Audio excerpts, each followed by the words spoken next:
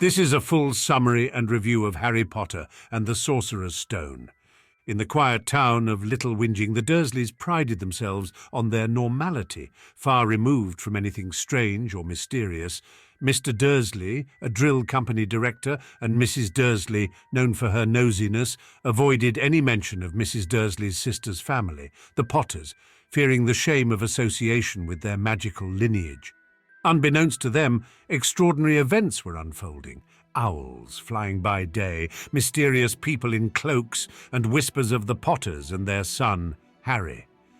Mr. Dursley's day was filled with oddities, from a cat reading signs to encounters with oddly dressed folks talking about the Potters and you-know-who. His confusion and fear grew, culminating in a whispered conversation overheard about Harry Potter. Attempting to maintain normalcy, the Dursleys spent the evening ignoring the day's strangeness, but news reports of unusual owl activity and shooting stars hinted at a world awash with change. Late at night, Albus Dumbledore and Professor McGonagall, both magical beings, discussed the fall of Voldemort and the miraculous survival of baby Harry Potter, now an orphan. With heavy hearts, they decided to leave Harry with the Dursleys, hoping he would grow up away from the fame awaiting him in the magical world. Despite the Dursleys' disdain for anything out of the ordinary, they unwittingly became the guardians of the boy who lived, a child destined for greatness in a world they chose to ignore. A decade had slipped by at Privet Drive with little change. The sun still brightened the Dursleys' neat home, but the photographs inside chronicled the growth of Dudley Dursley, from a baby to a hefty boy, excluding any hint of Harry Potter, who was also there, albeit begrudgingly accommodated. On a typical morning, Harry was abruptly woken by Aunt Petunia's shrill call, reminding him of Dudley's birthday, a day of great importance to the family, except for Harry. The Dursleys showered Dudley with extravagant gifts, while Harry, relegated to his cupboard and donning Dudley's hand-me-downs, navigated his small existence quietly, marked only by a lightning bolt scar and his glasses taped together. The scar, a relic of the accident that killed his parents, was a forbidden topic, as were all questions about his past. Breakfast chaos ensued, with Dudley counting his gifts, and Harry, after a confrontation about the bacon, remembered his place in the Dursley household. The day's plan unexpectedly included Harry due to neighbour Mrs. Figg's accident, leading to a rare outing for Harry. A trip to the zoo with the Dursleys and Dudley's friend Piers. At the zoo, Harry experienced fleeting moments of joy, distanced from Dudley's bullying. However, the visit to the reptile house turned extraordinary when Harry communicated with a boa constrictor, seemingly causing the glass of its tank to disappear. The incident, miraculous to Harry but horrifying to the Dursleys, ended with the snake's escape and Harry in trouble, blamed for the pandemonium, despite his protestations of innocence.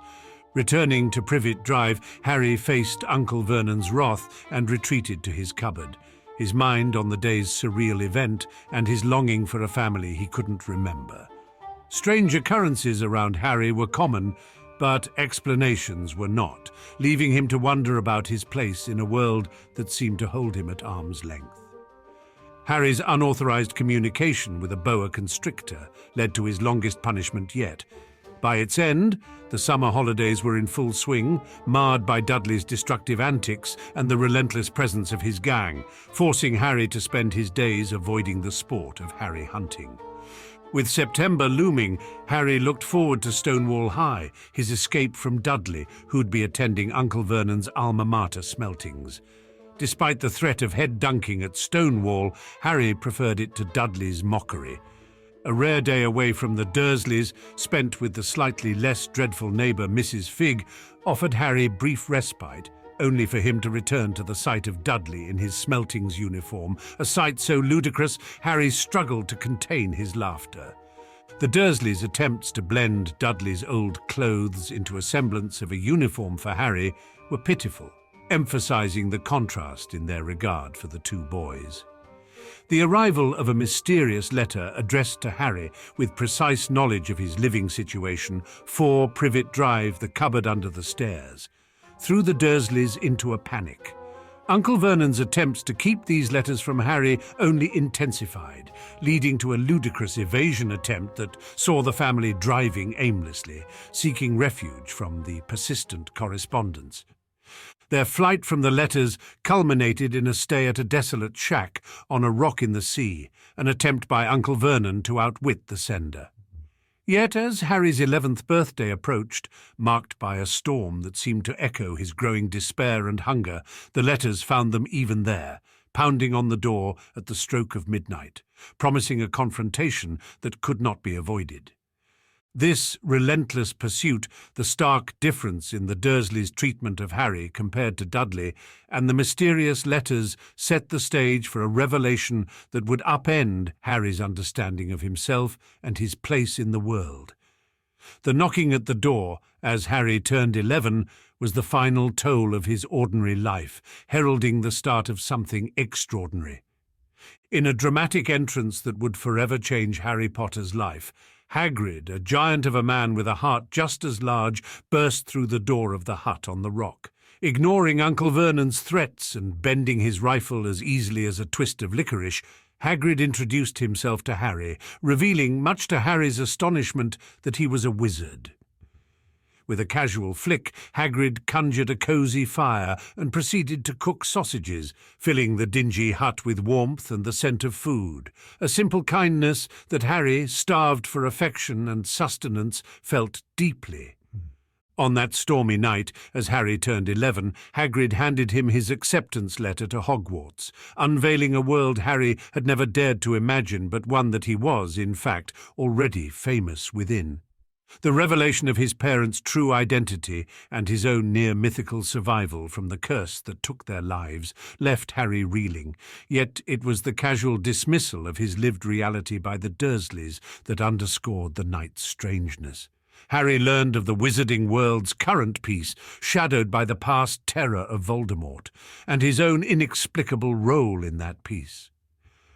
The night's revelations included a pig's tail for Dudley, courtesy of Hagrid's poorly concealed magic, highlighting the deep divide between Harry's newfound identity and his life with the Dursleys.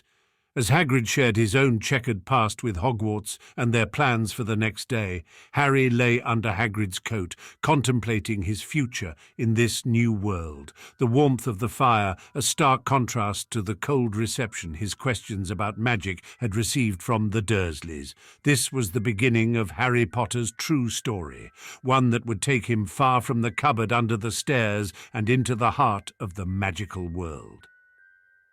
Waking up to a day unlike any other, Harry Potter hoped desperately that his encounter with Hagrid, a giant who introduced him to a world beyond his wildest dreams, was not a figment of his imagination.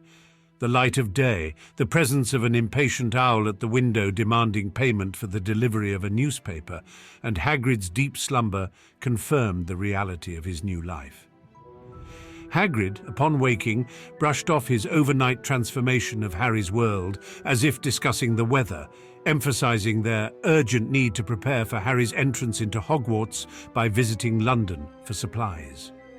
Their journey to Diagon Alley, hidden within the heart of London, was Harry's first real step into the wizarding world.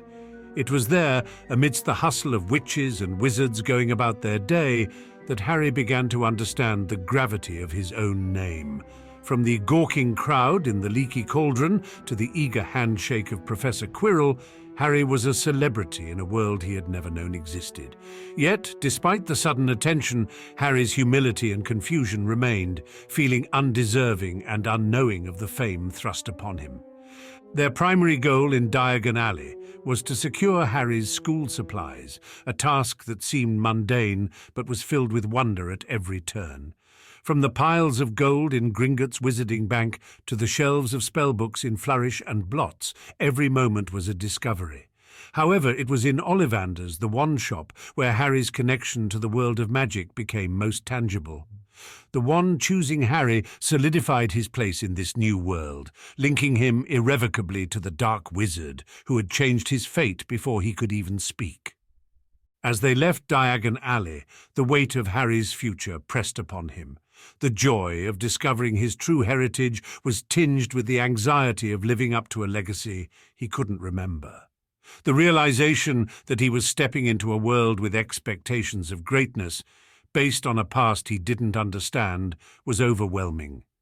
Yet in the comforting presence of Hagrid, Harry found a glimmer of hope that he could find his place in the wizarding world, not as the boy who lived, but as Harry Potter, just Harry, ready to embark on his own journey. Harry Potter's final days with the Dursleys were peculiarly silent. Dudley, now terrified of Harry, avoided him at all costs. Aunt Petunia and Uncle Vernon didn't imprison Harry in his cupboard anymore, but they didn't speak to him either, treating him as if he were invisible. Despite the peace, the lack of any human connection left Harry feeling isolated, his only solace being his new owl, Hedwig, and the anticipation of starting at Hogwarts. On the eve of his departure, Harry broached the subject of getting to King's Cross with Uncle Vernon, who begrudgingly agreed to take him. Their journey to the station was silent and tense. Once there, Uncle Vernon took a cruel pleasure in pointing out the apparent absence of the platform 9 3/4 Harry needed to find, leaving him stranded amidst the hustle and bustle of the Muggle world. Lost and confused, Harry stumbled upon the Weasley family, who guided him through the magical barrier to the platform he sought. The train ride to Hogwarts introduced Harry to Ron Weasley. A friendship sparked amidst shared sweets and tales of their very different lives. They were soon joined by Hermione Granger, who, despite her bossy demeanour, couldn't hide her excitement about starting Hogwarts. The journey also presented Harry's first encounter with Draco Malfoy, whose arrogance and disdain for the Weasley family hinted at the existence of deeper divisions within the magical community. As Hogwarts neared, the excitement and nerves were palpable. Hagrid's familiar face greeted the first years, guiding them across the lake towards the imposing castle that would be their home for the next several years. Harry, along with his new friends, could only gaze in awe at the grandeur of Hogwarts, their anxieties momentarily forgotten in the face of its majesty. Their arrival at the grand oak door, with Hagrid's knock echoing into the night, marked the threshold of the unknown adventures that awaited them within.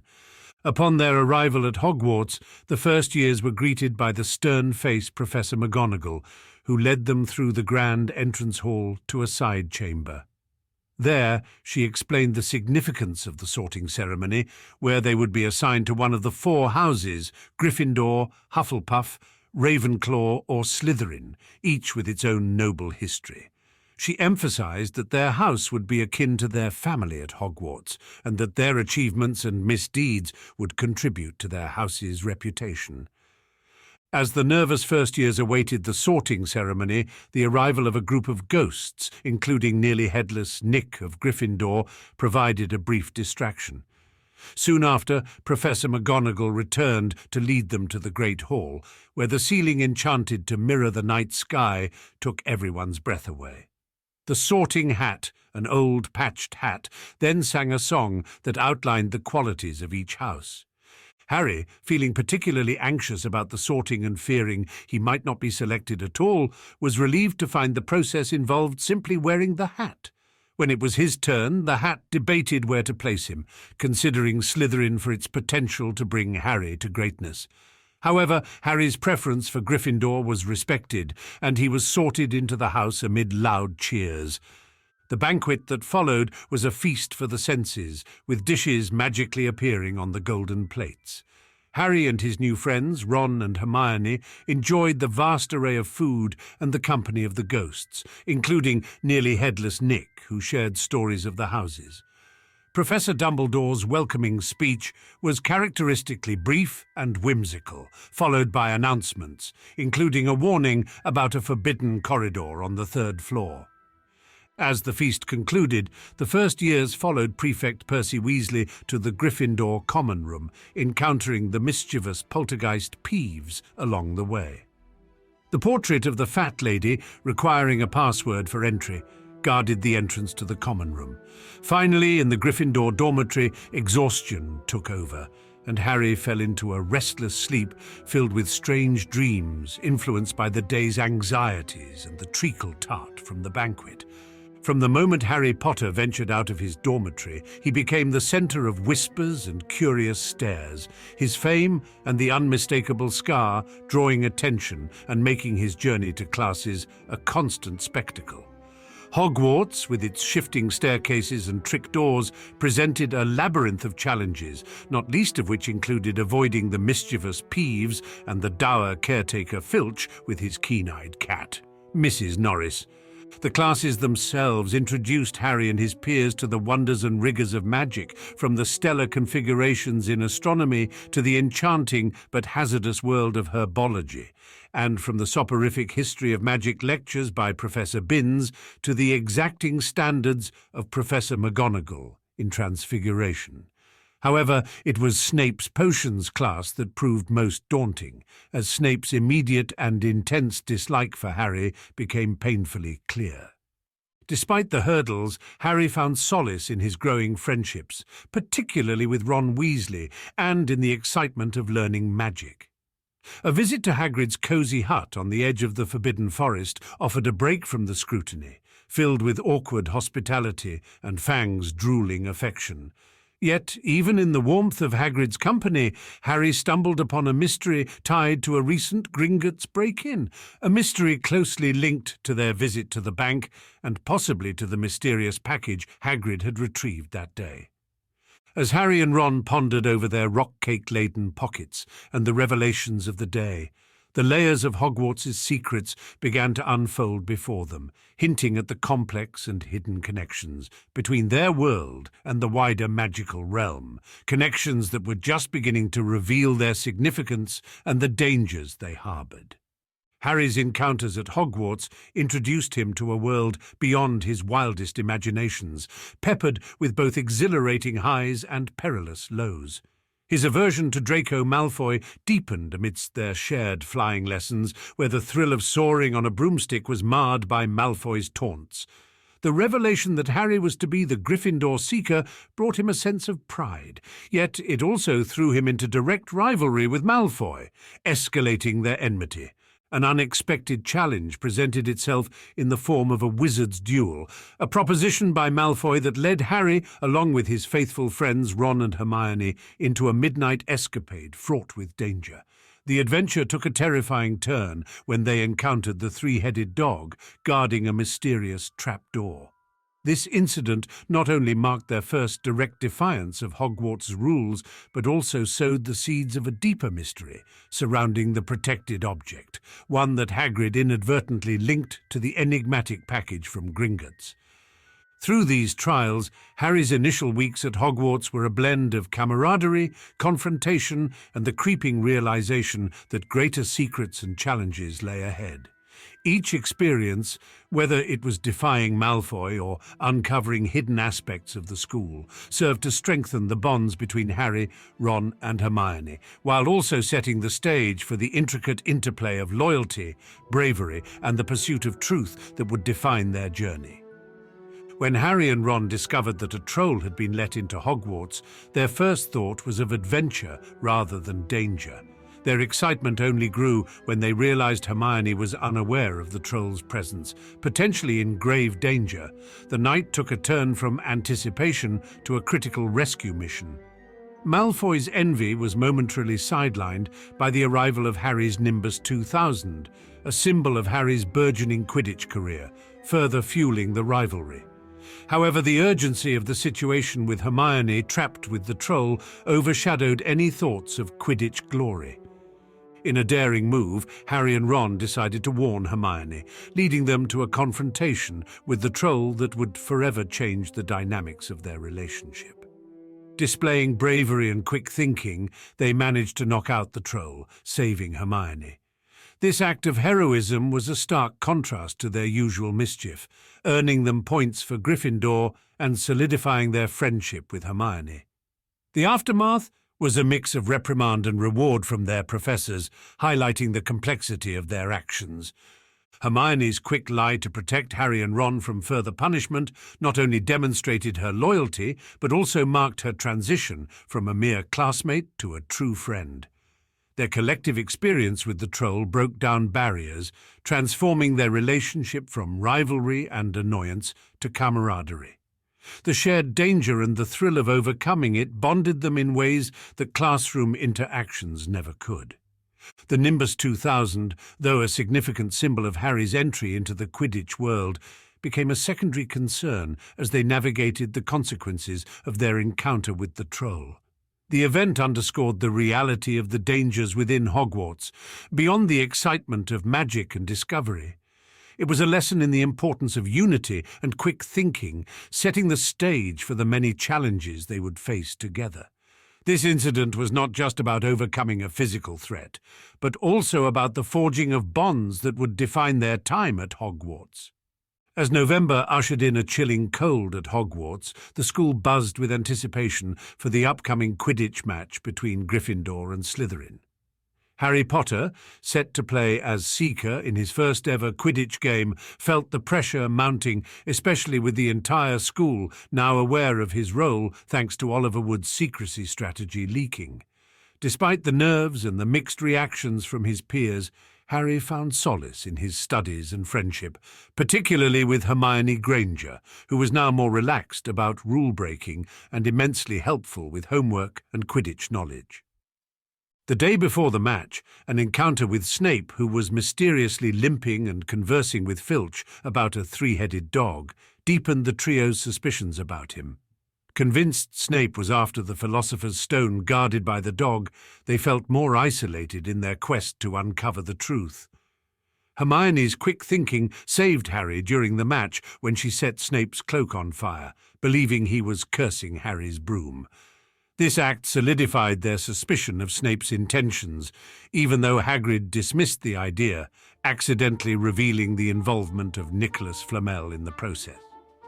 The Quidditch match itself was a whirlwind of excitement and terror for Harry. His Nimbus 2000 broom acted strangely, nearly causing serious injury, but Harry managed to secure a win for Gryffindor by catching the golden snitch in a dramatic finish. The victory was sweet, but overshadowed by the trio's deepening concerns over the safety of the Philosopher's Stone and Snape's apparent attempt to steal it. Their determination to protect the stone only grew, alongside their realization that they were entangled in a dangerous mystery far beyond their understanding.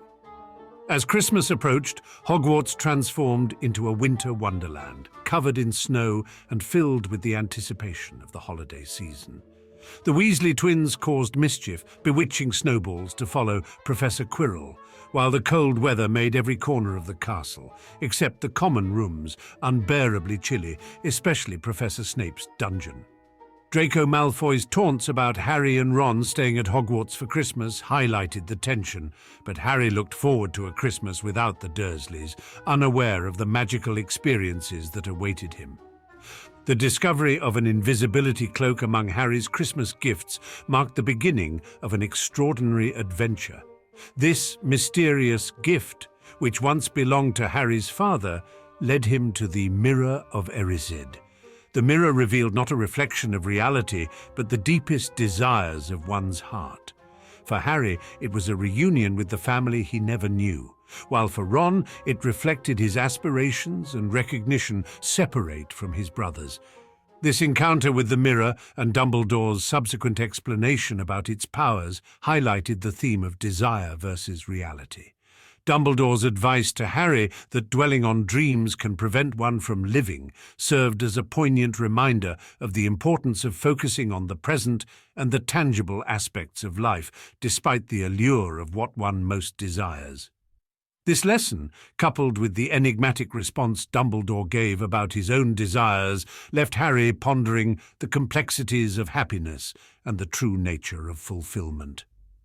The Christmas at Hogwarts, with its festive atmosphere, feasts, and the gift of the invisibility cloak, provided Harry not just with physical warmth, but also with an emotional connection to his family and a deeper understanding of his own desires and the dangers of losing oneself in them. The discovery that Snape would be refereeing the upcoming Quidditch match threw Harry into a state of apprehension, fearing Snape's bias could endanger not just the game's outcome, but Harry himself. Amidst the tension, the trio encountered Neville Longbottom, who had been hexed by Draco Malfoy, leading to a moment of camaraderie and a boost in Neville's self-esteem, thanks to Harry's support. Despite the dread surrounding Snape's role in the match, Harry was determined to play, spurred on by the desire to triumph over Slytherin and not appear cowardly. The match against Hufflepuff became a pivotal moment, not just for the House Championship, but for Harry personally, as it tested his courage and resolve under the watchful eyes of both friends and foes. The game itself was overshadowed by Harry's discovery of Snape's clandestine meeting with Professor Quirrell in the Forbidden Forest. This revelation confirmed Harry's suspicions about Snape's intentions towards the Sorcerer's Stone and hinted at Quirrell's reluctant involvement. The conversation between Snape and Quirrell suggested a sinister plot brewing beneath the surface, with implications far beyond the Quidditch pitch.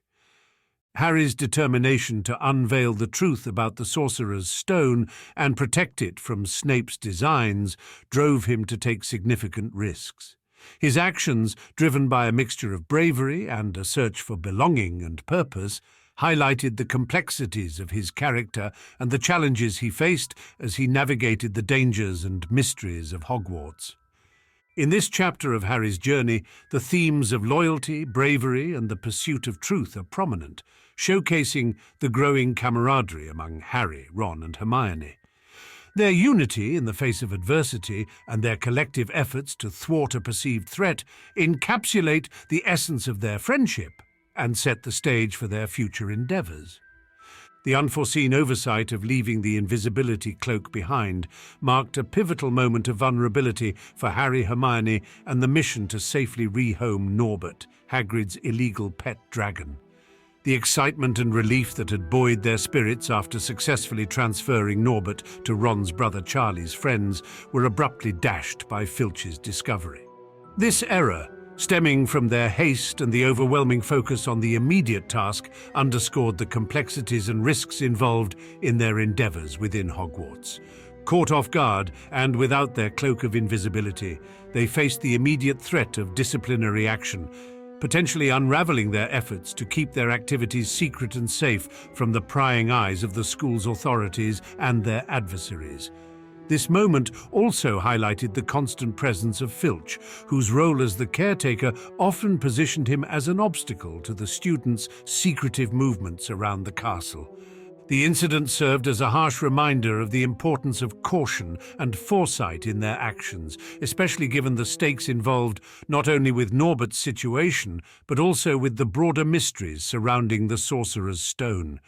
As they faced Filch's looming figure, the gravity of their oversight became apparent, setting the stage for the consequences that would follow from this pivotal lapse in judgment. The gravity of their predicament was inescapable as Filch escorted them through the silent, dark corridors of Hogwarts to Professor McGonagall's study. The tension among them was palpable, each lost in their own spiral of dread and regret. Hermione's frame shook slightly, a testament to the fear that gripped them all. Harry's mind was a whirlwind of futile excuses and implausible stories, none of which could possibly explain or justify their current situation. The stark reality of their thoughtlessness hit them hard. They had ventured out, cloaked by the night, but not by invisibility, drawn by a reckless curiosity, and now stood on the precipice of facing the consequences. Their silent contemplation was shattered by the arrival of Professor McGonagall, her expression stormy, and to their dismay, Neville was with her, his face etched with concern and fear. Neville's attempt to warn them about Malfoy's intentions only served to deepen their trouble. Professor McGonagall's disappointment was a palpable force, chastising them for their reckless actions, for being out of bed, for the ludicrous situation involving a dragon, and for dragging Neville into their mess. The hope of any leniency was extinguished as she pronounced detention for all and docked Gryffindor a staggering 50 points each, a blow that seemed to physically pain Harry as he considered the lead they had just lost in the House Cup. The fallout from their actions was immediate and harsh.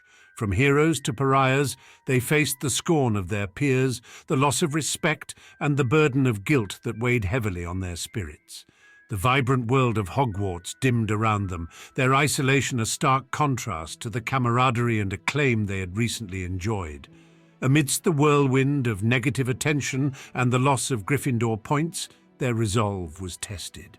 Harry's offer to resign from the Quidditch team was a moment of raw vulnerability, a gesture of accountability that was met with Wood's refusal, emphasizing the importance of unity and perseverance even in the face of adversity. The ordeal of their detention, set in the foreboding depths of the Forbidden Forest, was a trial by fire. Tasked with finding a wounded unicorn, they were split into groups, plunging Harry and Hermione, along with Neville, into the dark mysteries of the forest under Hagrid's guidance. The forest, with its unknown dangers and the eerie glow of unicorn blood, was a stark reminder of the very real dangers that lay beyond the safety of their dormitories and classrooms. The encounter with the centaurs, with their cryptic warnings and the disturbing glimpse of something malevolent drinking the unicorn's blood, was a chilling revelation of the dark forces at play, forces that sought to return and wreak havoc upon the world. The night's events were a crucible, leaving them shaken but with a deeper understanding of the stakes involved, the reality of Voldemort's looming threat, the tangible presence of his malevolence in the Forbidden Forest, and the ominous predictions of the centaurs cast a long shadow over their return to the castle. Yet, amidst the turmoil, there was a glimmer of hope, a reminder of the protection and strength offered by Dumbledore's presence. The note accompanying Harry's invisibility cloak upon their return was a silent affirmation of their not being alone in their struggles. A reminder that, in the darkest of times, there are still allies and safeguards against the encroaching darkness. The journey back to their beds was one marked by a somber reflection on their actions, the consequences they faced, and the looming shadow of a threat far greater than they had imagined. Amidst the tension of impending exams and the shadow of Voldemort's threat, Harry, Ron and Hermione faced their academic challenges, the dread of failure mingling with the fear of dark forces at play.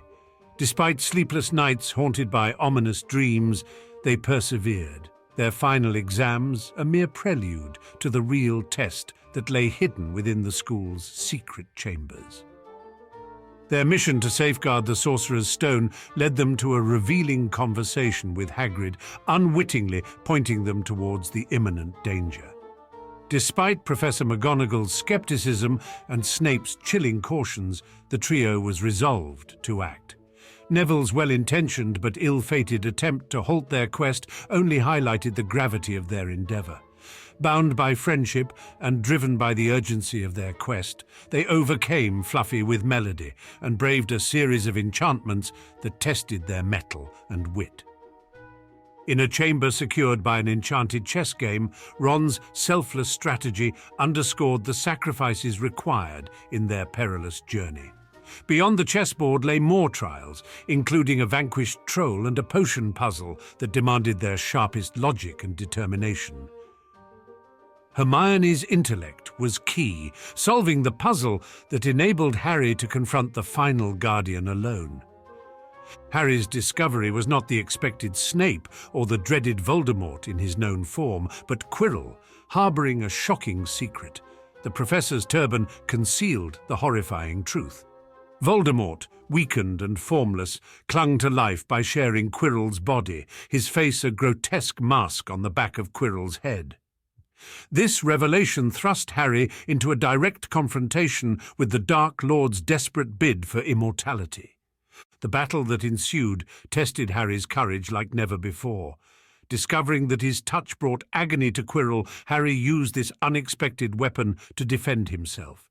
Dumbledore's timely arrival saved Harry from the brink, though the victory was bittersweet. In the aftermath, Dumbledore shared wisdom on the stone, the nature of sacrifice, and the complexities of good and evil that Voldemort could never comprehend. Though the immediate threat was neutralized, the war against darkness was far from over. Harry's journey into the heart of what it means to fight for the light had only just begun, a testament to the power of bravery, friendship, and the enduring fight against the darkness that seeks to consume the world. In the dramatic conclusion, Harry Potter faces the surprising truth. Professor Quirrell, not Snape, is the villain. With Voldemort living parasitically on the back of Quirrell's head, Harry is thrust into a life-or-death struggle. Snape, it turns out, was trying to protect Harry all along, driven by a complicated history with Harry's father. Harry's battle with Quirrell at the Mirror of Erised reveals his profound connection to his parents, especially the protective power his mother's sacrifice left upon him. This power protects Harry, making Quirrell's touch unbearable and leading to the villain's defeat. Dumbledore later explains the complexities of love, sacrifice, and the importance of the choices we make. The aftermath sees Harry recovering in the hospital wing, surrounded by tokens of appreciation from the school. Dumbledore shares wisdom about the nuances of good, evil, and power, illustrating that the lines between them are often blurred. The destruction of the Sorcerer's Stone, while seemingly a loss, is portrayed as a mutual decision for the greater good by Dumbledore and Flamel. The end-of-year feast becomes a celebration of bravery, friendship, and the triumph of Gryffindor, thanks to last-minute points awarded by Dumbledore. Harry, Ron, and Hermione's actions are celebrated, changing the course of the House Cup and exemplifying the values Dumbledore cherishes. Harry's realization that Dumbledore allowed them to face these challenges highlights the headmaster's belief in giving students the chance to prove themselves. As the school year ends, the trio looks forward to the summer and future challenges. Despite the temporary victory, the presence of Voldemort remains a looming threat. However, the strength of their friendships and the lessons learned at Hogwarts provide a beacon of hope. Harry's journey is not just about magic and heroism, but about the power of love, the complexity of human nature, and the courage to stand up for what's right.